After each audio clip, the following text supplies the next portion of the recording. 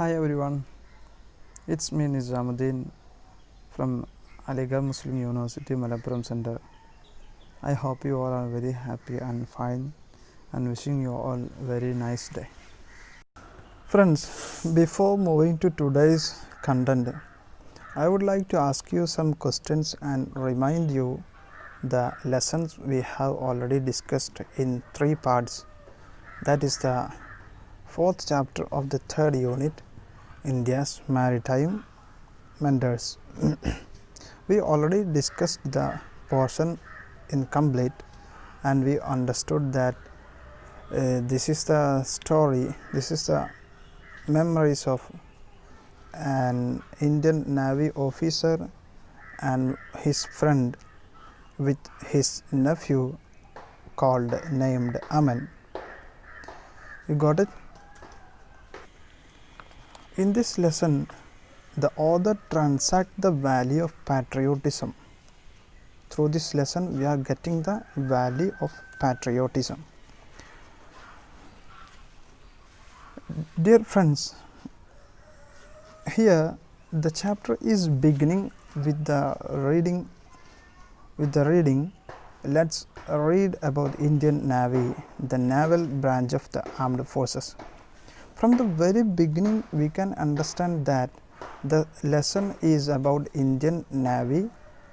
The lesson tells us about the Indian Navy and Indian Navy officers. Here, Aman, a schoolboy, now he is in school, is very much eager to go back to his home. He is not interested to watch the cricket match his elder brothers, his senior boys are playing against one of his neighboring school. He is very much eager to reach his home. Why? Because he is very much eager to hear his uncle named Vikrant and his friend Naren. Uncle Vikrant, he is for a short holiday, is there in his home. Because that's why Aman is very much eager to go to his home to hear the stories of Navy, stories of Indian Army from his uncle Vikrant. Uncle Vikrant explained Aman about Indian Navy and the structure of officials in Indian Navy and the position of Indian Navy among the world navies, and the services of Indian Navy doing for our country.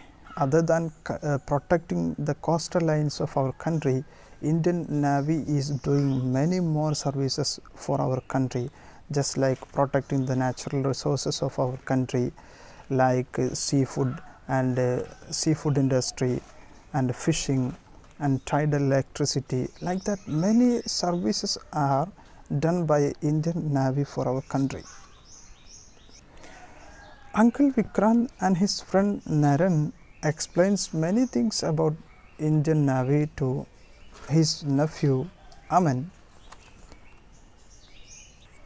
After that, finally Aman discloses his ambition to be a naval pilot, and Uncle Vikrant and Naren motivated him that you can be, if you are trying, if you are working hard for that, this is very easy for you.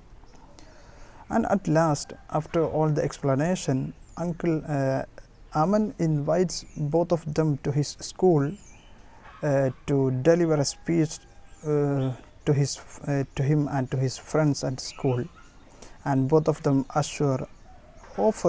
promise him that they will definitely come to his school.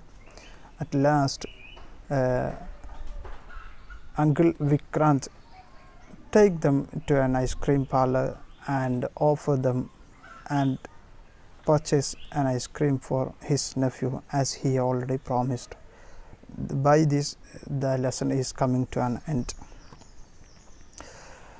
I hope this story, from this you have understand the lesson well, and I think you will be able to answer all the questions coming from this lesson. Without having more introduction, I am moving to the exercise activities part. Are you ready? Yes? Okay, very good.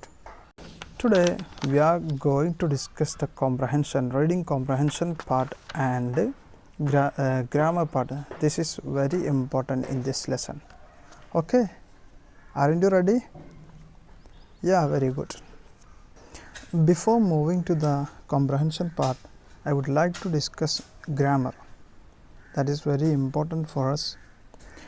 Today in this lesson we are going to study the grammar part, coordinating and subordinating conjunctions.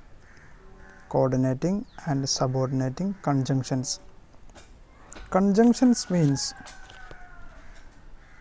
here we can start with one example, then we can easily understand that. I am reading one example from your book. I like your uniform, for you look very handsome in it. Here is once again I am repeating the example. I like your uniform, for you look very handsome in it. Here in this sentence is made of two clauses. We have to understand what is clause. What is clauses in English grammar? So first of all I am explaining what is clause. A clause is a group of words that contains a subject and a verb. Whatever sentences comprising including a verb and a subject is known as a clause.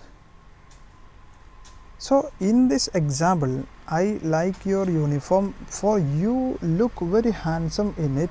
We can see there are two clauses here. What are these two clauses? First one is I like your uniform and second one is you look very handsome in it. What are the subject and verb in the first sentence? I like, I is the subject and like is the verb. So in the first sentence we can see that it is a clause. We can see a subject and a verb, that is why it is a clause. And in second sentence, you look very handsome in it. Here also there is a subject and a verb. You is the subject and look is the verb. That is why it is also known as a clause. Here we can see there are two clauses. The clause have been joined. These two clauses have been joined with a conjunction. Here it is for. For is the conjunction here.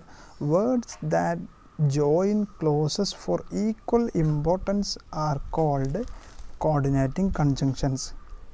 So basically we have to understand that the function of conjunctions is joining the clauses or two sentences. Now we understand what is coordinating conjunction. I am repeating.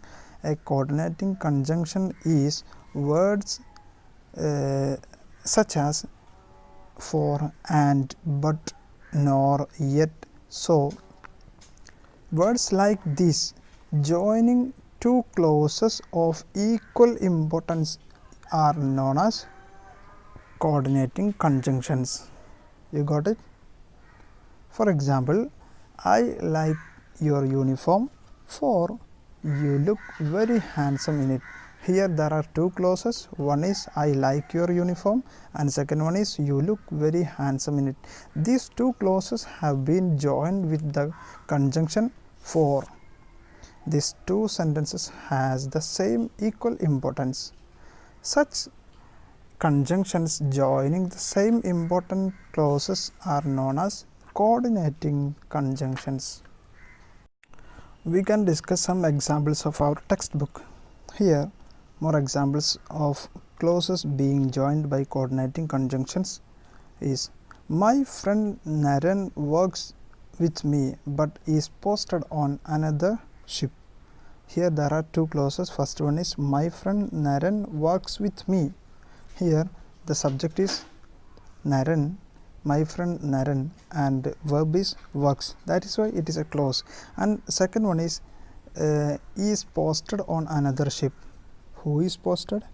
Naren is posted on another ship. Here Naren, again Naren is the subject and is posted is the verb. So there are two clauses here. These two clauses have been joined by the conjunction but. That is why these types of conjunctions are known as coordinating conjunctions. Now we are discussing what is subordinating conjunctions. We can start with an example. If you are brave, you should join the navy. If you are brave, you should join the navy. Here this sentence is made of two clauses. Here also we can see two. In the example, if you are brave, you should join the navy. Here first clause, if you are brave, is a subordinate clause. It is not a main clause. And you should join the navy is a main clause. These two clauses have been joined by the conjunction if. So words that join a main clause with a subordinate clause are called subordinating conjunctions. Then what is subordinating conjunctions? The words that join the main clause with a subordinate clause is called subordinating conjunctions. What are the subordinating conjunctions? They are whether, therefore, because, how, since, until, unless and although are subordinating conjunctions. One more example. I was happy because I received the gift. Here I was happy is the main clause and because I received the gift is a subordinate clause. Here the subordinating conjunction because joins the main clause and subordinating clause. Now I hope you have understood what is coordinating conjunctions and subordinating conjunctions. Okay, now let us discuss the comprehension part. That is, first one is question answer session. It has three parts, A, B and C. A is answer these questions within 20 words. First question is, who was Uncle Vikrant? Who was Uncle Vikrant? Can you say? Can you try for it? Yes? Very good. Uncle Vikrant was an Indian Navy officer who always regaled and amused Aman, his nephew, and his friends with the stories of Indian Army. Once again, Uncle Vikrant was an Indian Navy officer who always regaled Aman, his nephew, and his friends with the stories of Indian Army. You got it? Yeah. Then second question, how many ships and aircrafts does the Indian Navy have? Indian Navy has 141 ships and submarines and more than 200 aircrafts. I repeat, Indian Navy has 141 ships and submarines and more than 200 aircrafts. And the third question is, what is a galley? What is a galley? A galley is a small kitchen in a warship or submarine. It is the life of the vessel wherein 2 or 3 cooks are working. I repeat the answer. A galley is a small kitchen in a warship or submarine. It is the life of the vessels wherein 2 or 3 cooks are working. Okay. And the fourth question is, what aircraft do pilots in the Navy fly? What aircraft do pilots in the Navy fly? Listen. Aircraft pilots in Navy could get an opportunity to fly a range of aircrafts from fighter to planes such as MiG-29K to large Boeings to the helicopters from small decks of ships. Aircraft pilots in Navy could get an opportunity to fly a range of aircrafts from fighter to planes such as MiG 29K to large Boeings to helicopters from small decks of ships. You got it? Yes. Then the fifth question is, what does the family welfare cell do? We already explained that there is a family welfare cell in every naval ship, and what they are doing. Here the answer is, the family welfare cell in Navy looks after the welfare of the naval officer's family, which is manned 24/7, means which works all the day for the welfare of the family of naval officers. You got it? Yes. Now we are moving to the second question, that is B. Answer the questions in 30-40 words each. What is Naviday and why it is important to the Indian Navy? And the answer is, the Naviday in India is celebrated on 4th December every year. It is important to Indian Navy because we have to recognize the achievements and the role of Indian Navy to the country. Once again I am repeating, Naviday in India is celebrated on 4th December every year. It is important to Indian Navy because we have to recognize the achievements and role of Indian Navy to our country.